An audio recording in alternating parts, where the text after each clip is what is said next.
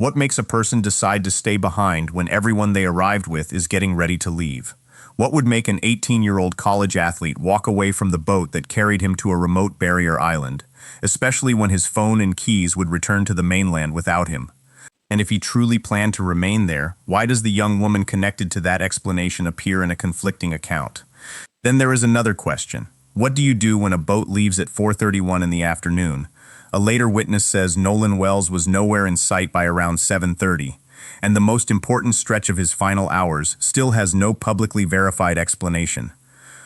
There is also a recording. I have the publicly released CTO call made from the boat involved in this case, and when you hear it, I want you to separate what the caller clearly says from what people online claim they hear in the background.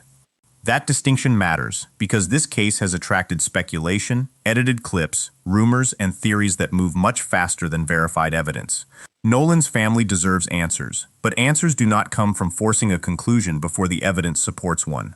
Most people have heard fragments of this story. A missing teenager, a remote island, friends who returned without him, a boat taking on water, a young woman, a search, a body found 2 days later. What many people have not heard is how those pieces line up when the official GPS data, public statements, witness accounts, and independent autopsy findings are placed in order. That is where the real tension begins, because once the timeline is stripped of rumor, several questions remain, and nobody has publicly answered all of them. If you value true crime stories built around documented facts instead of internet rumors, like this video, and subscribe to North American Crime Case. We follow the evidence, separate confirmed information from disputed claims, and keep the people at the center of these cases in focus. Before Nolan Xavier Wells became the subject of an investigation, he was an 18-year-old from Ocean Springs, Mississippi, with plans extending far beyond the 4th of July weekend. He graduated from Ocean Springs High School in 2025. He played multiple sports, including football, basketball, and baseball, and later continued football at Southwest Mississippi Community College. He was a wide receiver preparing for another season. People who knew Nolan described someone active, social, and invested in his teammates. Coaches remembered his work ethic and the way he treated people around him. His family knew him as a young man with routines, expectations, and a future already taking shape. He would have turned 19 in August. On July 3rd, according to his mother, Christine Wansley, Nolan cooked dinner for his parents before leaving home. She later recalled him saying goodbye, telling her he loved her, and heading out to stay with a friend. The next day was Independence Day. On the morning of July 4th, Nolan joined friends for a boating trip to Horn Island, a barrier island off the Mississippi Gulf Coast. Horn Island is not a neighborhood park where someone who changes plans simply orders a ride home. Access is by boat. Once a person is there, leaving depends on another vessel. Official GPS information later obtained from the Mississippi Department of Marine Resources gives the day several fixed points. The boat carrying Nolan left a private dock at approximately 9:56 in the morning. It reached Horn Island at approximately 11:14. For hours, the vessel remained around the northwest area of the island while Nolan and others spent the holiday there. At first, nothing in that timeline sounds unusual. A group travels to an island. They arrive before midday. They spend hours around the water. Then, sometime during the afternoon, the story begins to fracture. Authorities initially said Nolan was last seen around 3 p.m. Friends later gave accounts saying he was talking with a young woman and chose to remain on the island when their group left. The Jackson County Sheriff's Office publicly said its early understanding was that Nolan made the decision to stay behind. That explanation matters because it became the reason the boat could return without him without immediately being treated as proof that something had gone wrong. But Nolan's parents questioned it. One of the concerns involved the belongings that did return. Nolan's phone was not with him. His keys were not with him. His mother later said she had to locate the phone after realizing her son had not come home. For his family, the idea that Nolan voluntarily stayed on a remote island while his phone went back to the mainland did not fit what they expected from him. That alone does not prove a crime. People change plans. Young adults make spontaneous choices. Phones get left behind. But in a death investigation, details become important when later accounts do not line up cleanly. The young woman Nolan was reportedly speaking with was later publicly identified as Katie McCormack. Friends described Nolan as wanting to stay and continue talking with her, with the understanding that he would get another ride home. Then Nolan's family and attorney Ben Crump publicly described a different account. According to them, Katie understood that Nolan planned to return to the boat with his friends. Those two versions create a simple but serious question. What did Nolan himself intend to do? If he planned to stay, the friend's explanation becomes easier to understand. If he expected to leave with them, then the decision to depart without him demands closer examination. At this point, the public record does not resolve that conflict. Now the clock becomes important. The boat's GPS data shows that it began leaving Horn Island at 4:31 p.m. 4:31, not an estimate based only on memory. The vessel movement appears in GPS information obtained from state marine authorities. Nolan was not on that boat when it left. The GPS data also shows the vessel moving unusually slowly for part of the return trip, before normal operation resumed. Reports later explained that the boat had experienced trouble involving its bilge pump and was taking on water. One detail makes that transition even more important. According to the timeline released through local reporting, the boat did not immediately race back to the mainland at normal speed. After leaving Horn Island, GPS data showed a slow period covering roughly 2 3/4 miles before normal operation resumed. The vessel later entered Fort Bayou and returned to the dock. None of that establishes wrongdoing. It does, however, give investigators a measurable sequence that can be compared against statements, phone records, the towing call, and any original video captured during the trip. That is why exact times matter so much here. Memory changes under stress. People remember conversations differently. Social media posts can be reposted with altered captions or missing context. GPS records, original files, authenticated calls, and properly collected forensic evidence provide a firmer foundation. In Nolan's case, the strongest public timeline is still incomplete, but the known points allow investigators to test individual accounts rather than rely on assumptions. There is also a human reason to stay disciplined. Nolan's friends and other people who were on Horn Island have faced intense online accusations, while Nolan's family has continued asking for a complete explanation. Until evidence establishes criminal responsibility, suspicion is not proof. A responsible investigation has to protect both needs at the same time, giving Nolan's death the scrutiny it deserves, while refusing to turn unanswered questions into accusations against people who have not been charged by any public authority. That mechanical problem produced one of the most discussed pieces of evidence in the entire case, the sea tow call. The call was made to a private marine towing service around the time the group was trying to leave Horn Island. The caller reported that the boat was taking on water because of a bilge pump problem. The recording was later publicly released. I have that recording here, and when you hear it, focus first on the words that are clear. The boat is in trouble. Help is being discussed. There are multiple voices and sounds around the caller. Then focus on what is not clear. After the recording spread online, listeners began posting different interpretations of faint background speech. Some claimed they could hear Nolan's name. Others claimed they heard questions involving whether someone was dead. Enhanced versions began circulating, and with every new version, certainty online seemed to increase. But professional audio analysis does not work by deciding what a voice says first and then processing the recording until it seems to match. A forensic audio expert interviewed about the case warned that enhancement can introduce artifacts and that expectation itself can affect what listeners believe they hear. Nolan's family retained experts to examine the original audio. So the responsible position is simple. The sea tow recording is real. The boat problem is real. The disputed background phrases are not established facts. Connect you.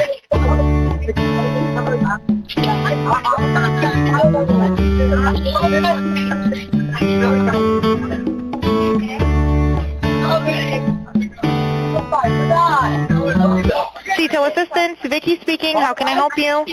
Hey, we're at the west tip of Horn, and our bilge pump stopped working. We're sinking. Can y'all please come? We have a membership. All right, of course. How far is the water coming up, sir? Can you give me a description? Ankles? What'd Hello? you say? Hey. Yes, how far is the water coming up, sir? It's coming up. We're just sinking. I don't know. Like we're going down now. All right, well, let's get you going. Membership number or phone number listed on the account, sir. I don't know the phone number. It's either. I think it's. Try that. All right. I know we have a membership, like guaranteed. I don't All have the right, tag on unless you here. have a It got ripped membership off. number or anything, it's okay. I'll get you over to the captain. What's the best phone number to reach you at? Reach me at 2. All right, and is everybody on board in good health otherwise? Yeah, everybody's How on many? board. All right, do you need the United States Coast Guard? What? Do you need the United States Coast Guard? No, we do not need that. All right. All right, do you have your current GPS coordinates? Let me go look. If not, I can send you a text message.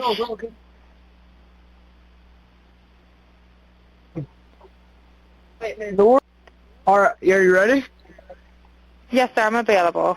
North 30 degrees by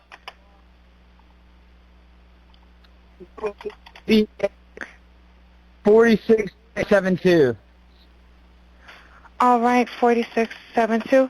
All right, and you were breaking up a little bit. Can you just repeat it one more time to make sure I have it correct? Sorry, look. Hello, can you hear me? Yeah, what? So you're breaking up. If you need assistance, do you have a VHF radio? No, we do not have the VHF radio. All right, well, let's try to get you going because you don't have good cell phone reception. Can you verify your coordinates one more time? Okay, my coordinates are 30 degrees by 14.684 north, and then west by 88 degrees by 46.79. Right, looks like you're on Horn Island, correct? Are you Yes, on we are Horn at Horn Island? Island. Yes. All right, is the boat sinking or you have it aground? We were sinking, yes. Is it aground is the question? No, we're not aground. We are in Okay. 17 foot of water. We're in 31 foot of water. All right, have to ask. What do you want to do? Do you want to be towed back? I want to get this boat unsank and towed back, yes. All right, where would you like it towed to, sir? You can tow it to Ocean Springs Harbor, or Fort Bayou Launch. All right, how many adults and children on board? No, there's no children. So, is there anybody on board? How many adults, sir? That was the question.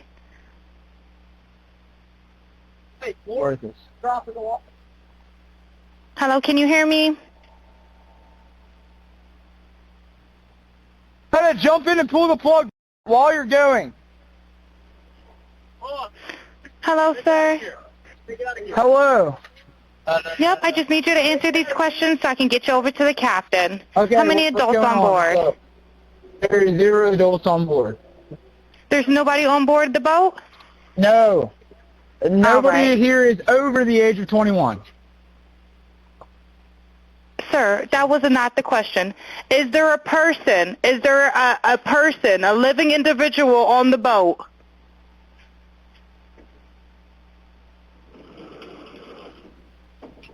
Hello? Is there a living person, someone breathing on the boat? Is there anybody on the boat? Yes, there's lots of people breathing on the boat. All right, how many people, sir? Like 7. All right, thank you. Does everyone have life jackets on or available to them? Yes, we have life jackets available. All right, verify what boat's sinking. A Triton, 22 foot offshore, 22 foot Triton offshore sea flight hull. All right. All right. Please hold. I'm transferring you to the local captain now. Okay, thank you. This is Captain Seth. Hi, Captain Seth. This is Vicky from International. How you doing today? Doing good. How are you? Good, good. I apologize ahead of time. I really do. You're going to have a fee for service come up under... Okay. It sounds like a bunch of kids on board on Horn Island. He's letting me know that his father's a member, but he can't give me any information. And he's saying the boat is sinking, and he's on Horn Island. It's just unfortunate. He's just a kid. There's a lot going on. So Right. he said there's about a lot of people on board. He says he thinks about 7. I'm guessing they're all under 18. Okay. And I'm not trying to be rude. He wants you guys to go out there and unpump the boat and then tow it in. Do you know what kind of boat it is? He said a Triton 24-footer, but that's all he can give me. Okay. All right. Yeah, I just actually got off the phone with his grandpa, who I'm guessing is the owner of the boat. And he said, Okay. I just hung up with him. He said that they don't need any help right now, but if something changes, he'll call me back. So I'm guessing that they may have figured it out, because that's what he said. So they're in a panic and their boat won't crank. Yeah, they're in a panic. He's saying the bilge is not keeping up. I asked for Coast Guard. He said no, but he's just really upset on the back end. And, I get it. It's a kid. He just doesn't understand. Oh, okay. Do you still have him on the line? Yes, I still have him on the line. And, again, I couldn't find he couldn't give me anything regarding his grandfather's, membership, so it's just under fee for service. Okay. All right. I just talked to, if you want to, we're so tied up right now. We can't really do any non-member jobs right now. Is he a member? Did you find out if he was a member or not? Yeah, but I'm not sure if it's his boat or what. I'm not sure what's going on with it. Transfer the kid over. I'll talk to him, and then I'll call his grandpa back as well. All right. And did you want me to look up membership number or anything like that to see if he's up? I know you guys are You can try this cell phone number. Yes, sir. Anything on his phone number? All right. Yep. He's an active member. Hold on. What kind of boat do you have on there? Same boat? Yeah, he's one of your members. Yep, 22-foot Triton. All right, I'll just disregard this one. I'm going to send you over an accurate one under this one, okay? He's one of your members. You'll get in a couple minutes, okay? Okay, perfect. All right, and just transfer this kid over whenever you get a chance. All right, transferring now. Thank you again, Captain. All righty. Stay safe out there. It's crazy. Have a drink. Oh, it's wild. All righty, thank you. Thank you. Bye-bye. Bye-bye. Hello? Hello? Are you there? I apologize. I will be disconnecting due to lack of response. And that makes the call more important, not less, because investigators have an original recording that can be examined without relying on social media guesses. While questions surrounding the boat were growing, another organization became involved. The United Cajun Navy joined the search effort after Nolan's mother sought help. Volunteers later compiled material received from tips, photographs, videos, messages, coordinates, and social media posts into a working analytical report. The report has attracted attention because it attempts to reconstruct movement around Horn Island. But its own warnings are important. It is not a law enforcement conclusion. It does not assign criminal responsibility. Some images and timing information came from supplied or screen-recorded material that still requires authentication. That means every timestamp in the report should not be treated like a verified GPS coordinate. Still, the document raises questions worth examining. One of the clearest pieces of independently supported timing remains the boat's 4:31 departure. The report also contains statements from people who say they were on Horn Island later that afternoon. One of those names is Caitlin Brochard. According to the statement reproduced in the report, her group remained on the island until around 7:30 p.m. She said Nolan was nowhere in sight when they left. That statement has been distorted online. Caitlin Brochard did not say in that report that she watched Nolan being attacked. She did not provide a documented account saying she saw someone kill him. What the report attributes to her is narrower. She says he was nowhere in sight around the time her group departed. That negative observation still matters, but only within its limits. To understand its value, investigators would need to know exactly where she was positioned, what area she could see, how long she had been there, whether she had seen Nolan earlier, and how confidently she could identify him. The report itself recognizes those limitations, so 7:30 does not tell us what happened to Nolan. It gives us another clock. The friend's boat left at 4:31. A later witness says Nolan was nowhere in sight when her group left around 7:30. Between those points, the public timeline is incomplete. There is another reported account in the United Cajun Navy material that has fueled even more speculation. It concerns people who were described as almost fighting around approximately 5 p.m. A passenger was reportedly confident about an identification. Another person disputed that identification and said someone else was involved. The report does not treat this as a confirmed sighting of Nolan. That point needs to be clear. There were reports of altercations on Horn Island that day, and law enforcement later asked members of the public to submit original photos, videos, eyewitness accounts, and information involving unusual activity or alleged altercations. But the existence of a fight somewhere on the island does not establish that Nolan was attacked. This is where the case becomes difficult to discuss responsibly. The facts are dramatic enough on their own. Nolan arrived with friends. He was last publicly accounted for during the afternoon. The boat left at 4:31 without him. His phone returned to the mainland.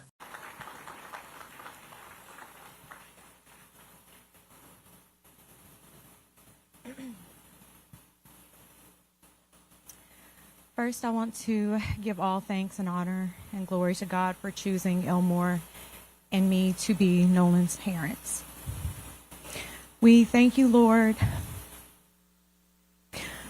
for the beautiful 18 years that you blessed us with him.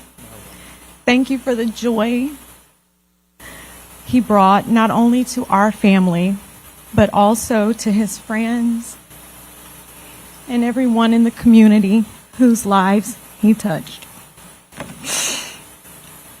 Nolan had such a gentle, calming spirit about him. He had a way of making people feel seen, welcome, and valued. He could lift your confidence with just a few words and make you feel like you belonged. If you ever had the privilege of meeting our son Nolan or calling him a friend, then you experienced a glimpse of God's love through him. He was both protective and nurturing. He often told us that one day he wanted to have 3 daughters that he would name Sophia, Charlotte, and Olivia. He had a deep love for the Lord and an unwavering faith that was evident in the way he lived his life. As much as our hearts are broken, we find peace in knowing that our son is resting in the arms of the Lord. We will miss everything about him, from his quiet nature to the corny jokes, his gentle smile, the way he made everyone around him feel comfortable, loved, and at ease. Your absence has left an emptiness that can never truly be filled. A piece of our hearts will always be missing. Nolan, your father and I are incredibly proud of you. We've always been proud of you, of the young man you were, and we will always be proud of the legacy of love, kindness, and faith that you have left behind. In a world that can often feel dark, be like Nolan. Be the light that brightens the lives of those around you. Be the warmth for those who may be feeling the coldness of the world. Love deeply, protect fiercely, and welcome others with kindness. And remain faithful knowing that God is always with you. Lastly, I ask that each of you keep Nolan's memory alive. Hold him close in your hearts. Share his stories and never stop saying his name. As long as we continue to remember him, his light will continue to shine through us all. Nolan, we love you. We'll continue to fight for you. Yes. And until we meet again, and thank you all for coming. Thank you.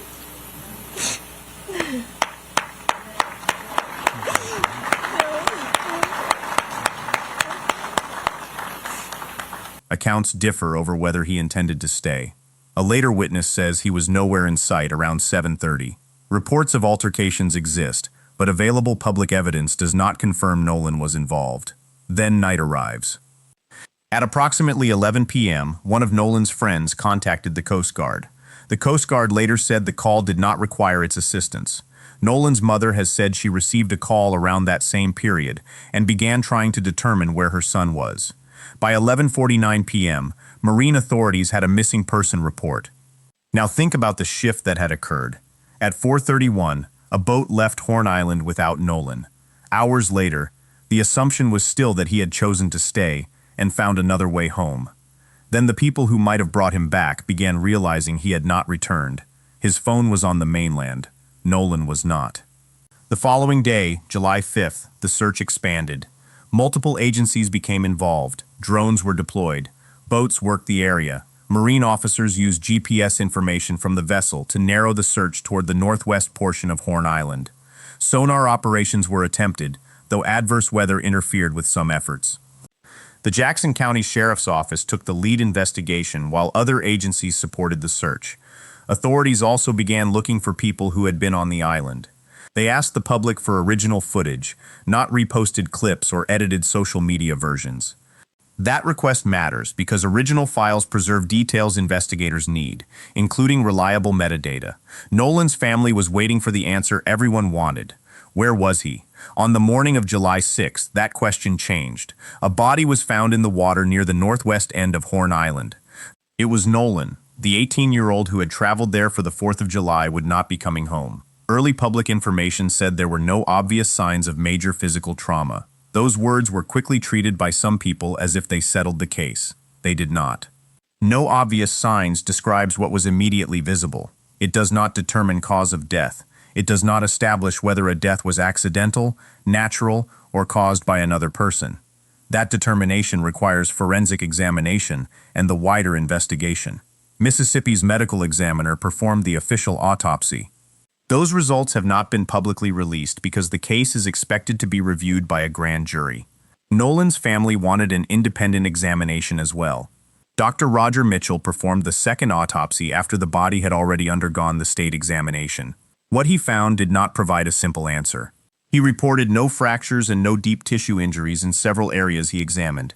He also documented a large area of red discoloration in tissue at the back of Nolan's head. The cause of that discoloration was not established, and decomposition limited what could be concluded from it. The second examination faced another major limitation. Nolan's body had already been autopsied. Internal organs had been removed, and some structures needed for a complete independent review were no longer available in their original condition.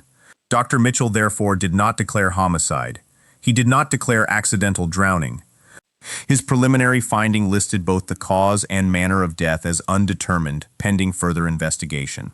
Undetermined. That word is important because it tells us what the evidence has not yet established. It does not mean murder. It does not mean accident. It means the available examination did not permit a final determination. Dr. Mitchell also said he could not rule out intervening non-accidental factors. Again, that is not a conclusion that someone attacked Nolan. It means the possibility could not be excluded from the evidence available to him. And that brings us back to the same place where this case keeps returning, the missing stretch of time. What happened after Nolan was last reliably seen? What did he intend to do when his friends prepared to leave? Where was he at 4:31 when the boat began moving away from Horn Island? Why did his phone return without him? What weight should investigators give the later statement that he was nowhere in sight around 7:30? What, if anything, can the original CETO audio establish once qualified experts examine it? And what will the unreleased state autopsy add to the picture? There are theories online, there are accusations, there are viral clips, there are people who believe they already know exactly what happened. The documented record is more careful. No publicly identified person has been charged with causing Nolan Wells's death. No official public finding has established homicide. The investigation remains active, and the case is expected to go before a grand jury. That does not make the unanswered questions disappear. It makes getting them right more important.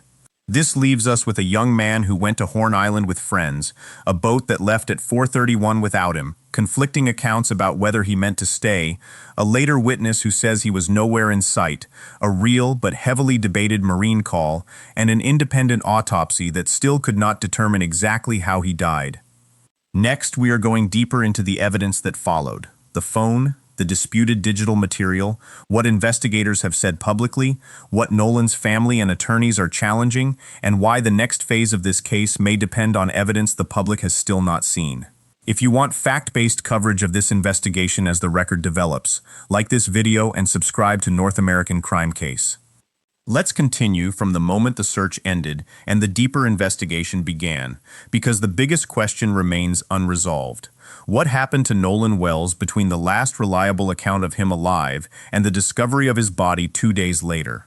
What happens when the evidence you thought would solve a mystery starts creating new questions instead? What happens when a document appears online claiming to reveal the truth, only for state officials to say the document is fake?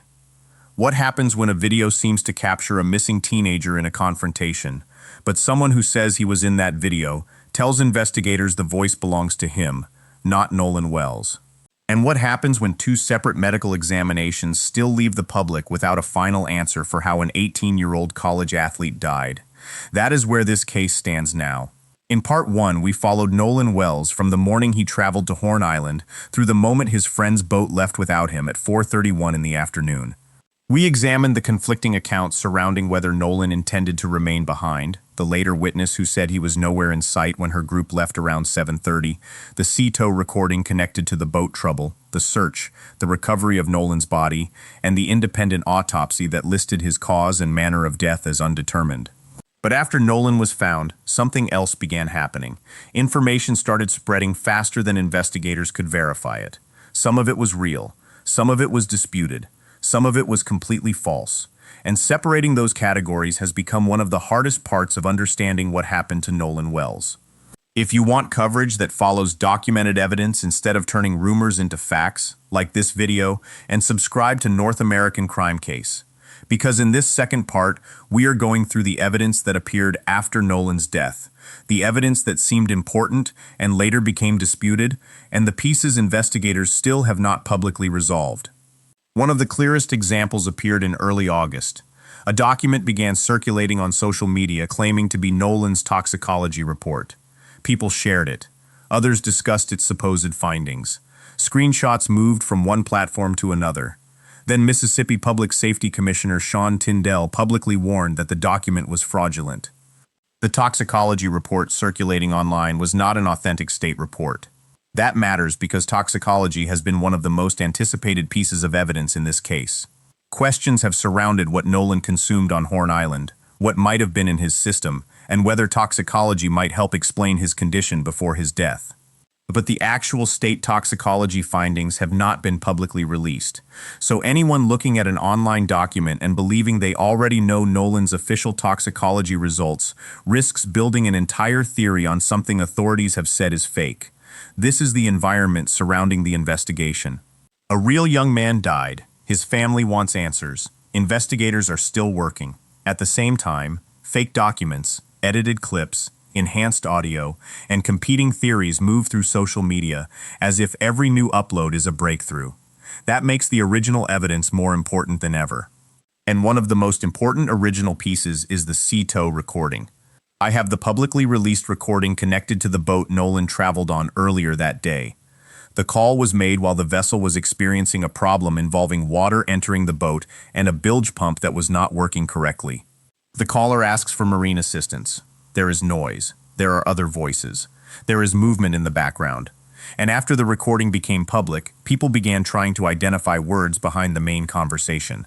Some listeners said they heard Nolan's name.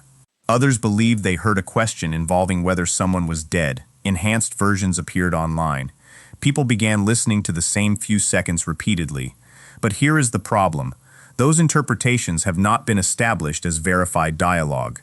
The family retained forensic audio specialists to examine the recording, and experts discussing the audio have warned about the risk of enhancement creating artifacts or causing listeners to hear words they already expect to hear. That means the responsible way to approach the recording is not to tell you what you should hear. Listen to the original audio, pay attention to what is clear, then remember that the faint background speech remains disputed unless trained experts working from the best available recording establish otherwise. The CTO call is evidence. An internet interpretation of the CTO call is not the same thing. That distinction becomes important again when we reach the video that once looked like one of the biggest developments in the case. But before we get there, another question emerged. If Nolan entered the water, how did his body arrive near the northwest end of Horn Island? The Wells family's legal team said it was consulting experts about ocean conditions, tides, currents, and the location where Nolan was recovered. This does not mean experts have proved that the body's location was impossible under a drowning scenario. No such public conclusion has been established. The question is narrower. Would tides, currents, wind, water depth, and the possible point of entry help reconstruct Nolan's final movements?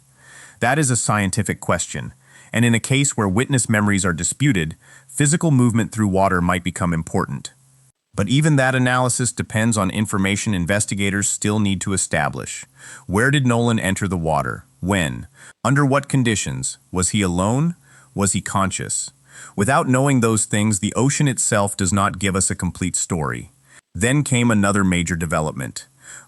The case will be presented to a grand jury after investigators complete their work. That sentence has generated its own confusion. A grand jury review does not mean prosecutors have concluded Nolan was murdered. The Jackson County District Attorney's Office has specifically said convening a grand jury does not itself establish criminal conduct. The office described the process as standard in many unnatural or suspicious death investigations in the county. That point matters. A grand jury gives prosecutors a formal process for presenting evidence to citizens who will review what investigators have collected. It does not tell us the outcome in advance. It does not identify a suspect. It does not prove a crime. What it does mean is that the evidence surrounding Nolan's death is expected to receive formal review once the investigation is complete. And the district attorney, Angel Myers-McElrath, has said she intends to present a thorough, complete, and fair investigation. For people demanding that every piece of evidence be released immediately, there is another reality. Prosecutors handling an active investigation face legal and ethical limits on what they can reveal publicly. So there is now a gap between what investigators might know and what the public has been allowed to see. Into that gap, speculation keeps rushing. One of the clearest examples involved a video from Horn Island. The footage spread widely online. It was recorded from a boat. People could hear shouting. People could see individuals near the beach. During an earlier press conference, attorney Ben Crump publicly discussed the clip and said he believed Nolan could be heard demanding his phone. If that interpretation were correct, the video would have been extremely important. Remember what Nolan's family had already been questioning. His phone returned to the mainland. Nolan did not. So footage appearing to show Nolan demanding his phone would immediately raise serious questions. Was there a confrontation? Did someone have Nolan's device? Was he trying to get it back? For a moment, the clip seemed capable of connecting several mysteries at once. Then Trayston Shepard gave a different account. Shepard was part of the wider group on Horn Island that day. He publicly said the shouting voice in the video belonged to him, not Nolan. According to Shepard, he had been involved in an argument with his girlfriend when another man became involved and the situation escalated. Shepard also said Nolan was not the person viewers were identifying in the footage. He maintained that Nolan was outside the camera's frame. Shepard gave his account to law enforcement. That does not mean viewers should automatically decide one interpretation is right and the other is wrong. It means the video is disputed at the most basic level. Who is speaking? Who appears in the image? Does Nolan appear at all? Those questions need to be established using the original recording, witnesses, visual comparison, metadata, and other evidence. And this is where the Nolan Wells investigation develops an unusual pattern.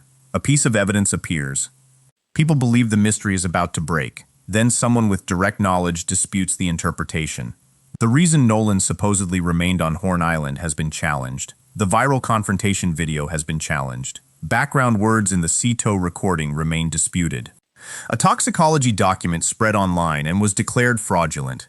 The independent autopsy did not establish a cause of death, and the official state findings remain outside the public record. Every apparent answer seems to lead back to the same instruction. Slow down, verify it, then ask what remains. That is also how the United Cajun Navy report needs to be treated. The organization assembled a 22-page working report using material gathered after Nolan disappeared. The document brings together information from tips, photographs, videos, mapping, public statements, social media material, and official GPS data. Some of that evidence carries more weight than other parts. Official vessel GPS is one category. A social media comment is another. A screen recording showing a displayed time is not automatically the same as authenticated metadata from the original file. A witness recollection is important, but it still needs to be tested against physical evidence and other statements. The report itself recognizes those limitations. Its purpose is not to declare who caused Nolan's death. It is an analytical tool designed to organize information. And when the stronger GPS records are separated from the weaker material, several important times remain. The boat carrying Nolan left the mainland at approximately 9:56 in the morning. It reached Horn Island at approximately 11:14. At 4:31 in the afternoon, the vessel began leaving the island. Nolan was not aboard. Those movements are stronger than someone's memory because they come from the vessel's electronic tracking data. But GPS tells us where the boat moved. It does not tell us where Nolan was standing. It does not tell us what he said. It does not tell us why he did not leave.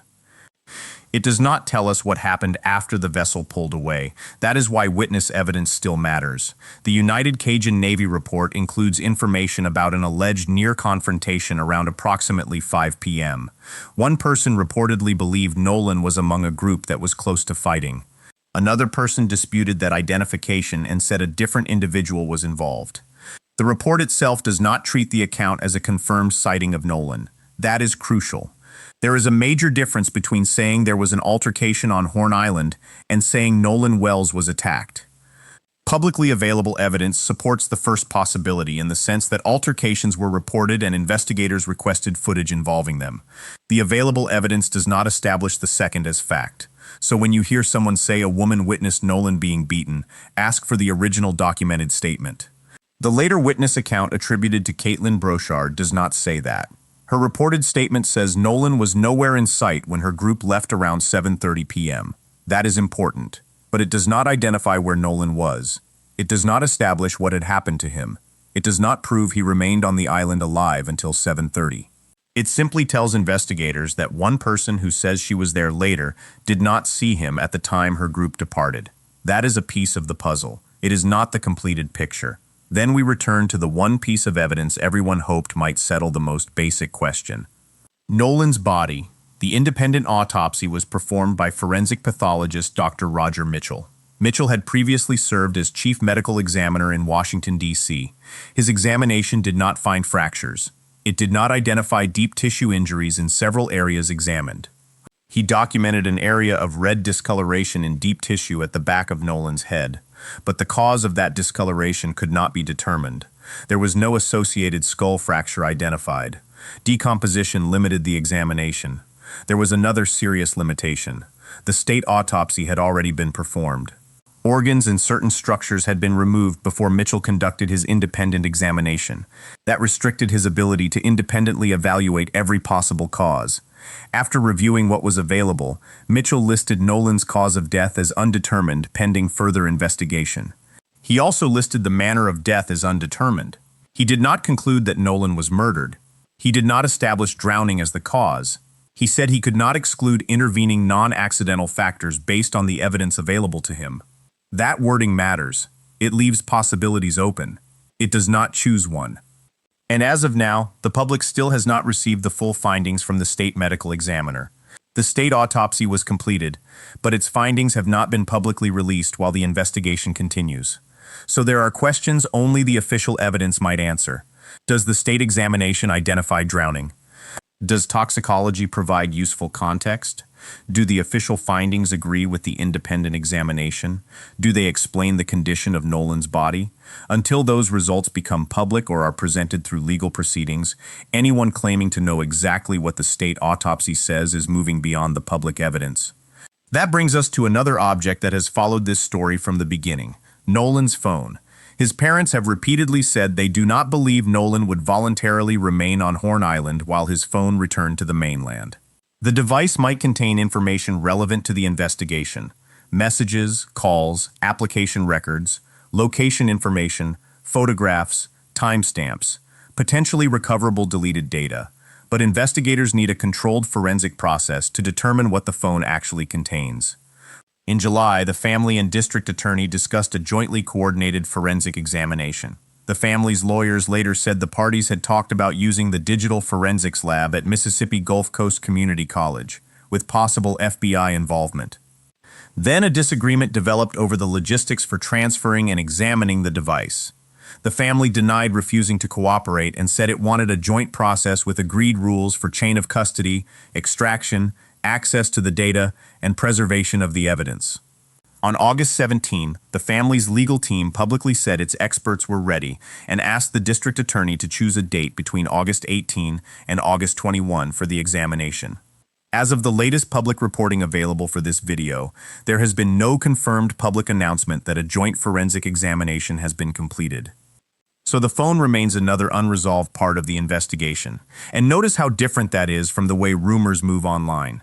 Online, people say the phone proves something. The actual public record says the phone still needs forensic examination. Online, people say messages were definitely deleted. The family has raised questions about missing material, but a complete forensic analysis is what would help determine what was present, what was removed, when changes occurred, and whether those changes have any significance. Evidence first, conclusion later. While all of this has unfolded, Nolan's family has been dealing with another side of the case. Misinformation has not stayed on screens. Christine Wansley has publicly discussed the strain surrounding her son's death. Ben Crump has said false AI-generated material involving Nolan's mother circulated online. Reports have also described hate mail sent to the family. Supporters said negative reviews appeared on Christine's professional profile. At one point, Christine publicly clarified that she remained employed as a family nurse practitioner and was taking time away from work while grieving her son. Think about what that means. A mother loses her 18-year-old child. She is waiting for medical answers. She is meeting attorneys. She is pushing for evidence to be examined. And at the same time, she has to respond to false information about her own life. This is why misinformation in true crime is not harmless entertainment. A fake toxicology report does not exist in isolation. A falsely labeled video does not stay contained. An accusation repeated thousands of times starts affecting real people. That applies to Nolan's family. It also applies to the friends, witnesses, investigators, and anyone else who becomes the subject of unproven accusations. Several people have even faced criminal charges over alleged threats connected to the wider investigation. None of those threat cases establishes who caused Nolan's death. They show how heated the atmosphere surrounding this investigation has become. At the same time, national attention has continued growing. The NACAB joined the family's legal effort. The Congressional Black Caucus called for greater federal scrutiny. Ben Crump has continued representing the family. Public figures have helped support independent investigative efforts and rewards for information. But national attention does not replace evidence. Neither does money. Neither does public pressure. At the center of everything remains the same 18-year-old young man, Nolan Xavier Wells, a wide receiver, a college student, a son, a brother, a young man preparing for another football season. He traveled to Horn Island on July 4th. His friends returned. His phone returned. Nolan did not. 2 days later, his body was recovered. More than a month later, the public still does not have a final official explanation for how he died. The independent autopsy remains undetermined. The official state findings have not been publicly released. The CTO background audio remains disputed. The viral confrontation video has a competing identification. The alleged 5 p.m. sighting is not confirmed. The 7:30 witness statement tells us Nolan was not seen by that witness, not where he was. The phone has remained at the center of an unresolved forensic process. The grand jury has not publicly reached a conclusion, and no publicly identified person has been charged with causing Nolan Wells' death. Those are the facts we have to stand on, not because they provide an easy answer, because they do not. And perhaps that is the most important thing about this case right now. We do not need to invent certainty to understand why Nolan's family wants more answers. There are enough documented questions already. What was Nolan planning to do when the boat prepared to leave? Where was he when it departed at 4:31? Who last saw him under circumstances investigators can independently verify? What information sits inside the original digital files from Horn Island? What will a proper forensic examination of Nolan's phone reveal, if anything? What does the original CTO recording contain once experts separate clear speech from noise? What do the official autopsy and toxicology findings show? And what explanation will investigators eventually present for how Nolan Wells went from celebrating the 4th of July on Horn Island to being found dead 2 days later? Until those questions are answered through evidence, every responsible discussion of this case needs to leave room for what we still do not know. Nolan's family has made its position clear. They want a complete investigation. They want relevant evidence examined. They want the case presented through the proper legal process. And they want to understand what happened to their son. That is where we leave this investigation for now.